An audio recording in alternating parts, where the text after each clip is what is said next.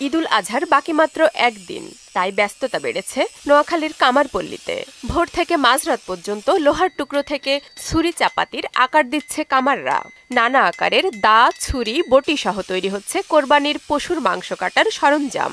নতুনের পাশাপাশি শান দেওয়া হচ্ছে পুরনোগুলো। এবছর এসব পণ্যের দাম কিছুটা বেড়েছে, তবে তা নিয়ে তেমন অভিযোগ নেই ক্রেতাদের। আর কাঁচামালের দাম বেড়ে যাওয়ায় আগের তুলনায় লাভ হয় না বলে জানান কামাররা। 100 টাকা বাড়তি লাগে, লোহার দাম বেশি, কয়লার দাম বেশি, বর্তমানে কারিগরের দাম বেশি, সর্বদিকে বেশি। কোরবানির একটু ব্যস্ততা থাকে আর সারা বছরে উঠে থাকে।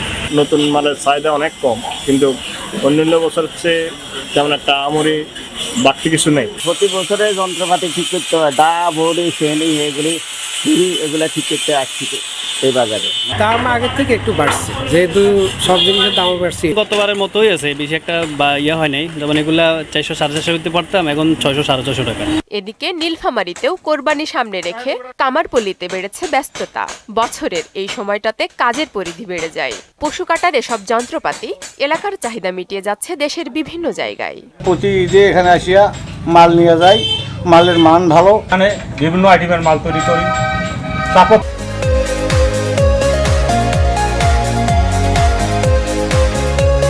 তৈরি করি, ছুরি তৈরি করি, কাঠাই তৈরি করি, ছোট ছুরি তৈরি করি, চাকু তৈরি করি। আমার সামনে কুরবানি ঈদ, এর জন্য কিছু চাপাতি, কিছু ছুরি কেনার জন্য এখানে আসছি।